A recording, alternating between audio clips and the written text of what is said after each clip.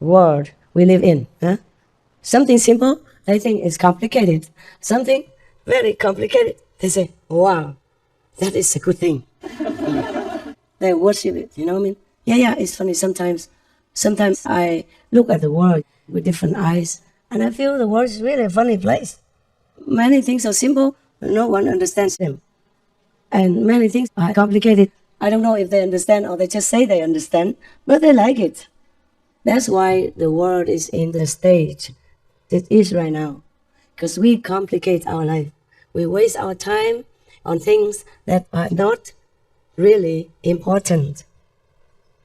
Many times I've seen the way people do things. I wonder why they do it that way. Run around. Just like sometimes you people ask me questions. You don't go directly to the point. You run around in a circle until I had it. And I say stop, because I don't know what's the point. Even if you sit there listening until tomorrow, you still won't know what he wants to ask. What is the question?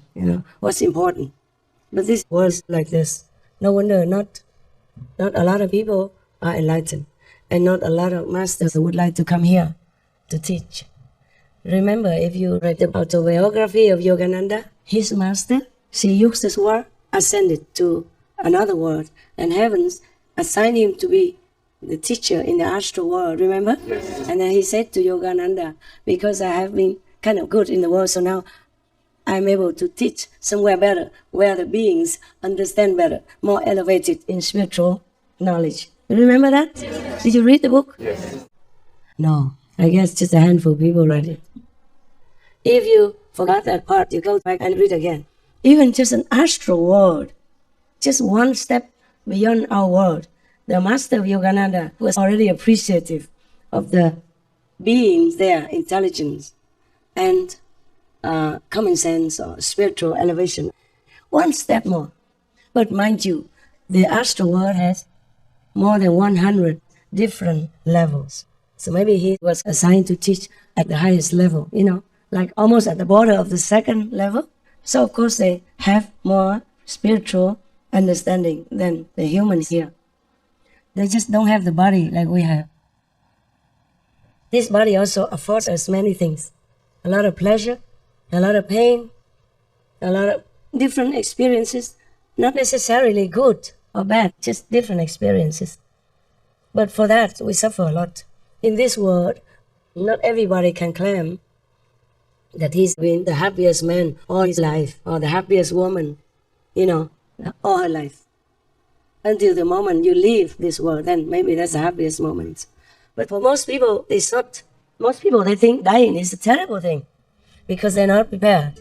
I am preparing you for the time of departure, because then you're so used to it already. And maybe you're looking forward more or less to that time. And mostly Master tells you in advance, so you take care of everything before you leave. So nothing bothers your mind at the time of departure. Because if one thing still bothers you, if one thing still gets your attention and your desire, then you'll come back. Not necessarily as a human being. Could be a worm. Could be anything as long as you can satisfy your desire. So don't desire anything before you die. If you like to eat some apples, for God's sake, eat it. Eat 10 if you want to, and then go with ease. If you still want to eat an apple the moment you exit, then maybe you have to come back. Not as a human, not even as a vendor of apples, but as a worm inside an apple to eat. Eat all day. Until you're fed up, then maybe you'll be reborn again as a bigger worm to eat bigger apples or more apples. Who knows? Therefore, practice this meditation slowly. All your desires will leave you. You don't have to cut off the desires suddenly, except the ones that are harmful to you, like alcohol, drugs, meat, fish, animal people, products, intoxicant products. Otherwise, you don't have to cut everything else suddenly. You can do it gradually, okay? Every other thing, except the things that are harmful to your spiritual practice.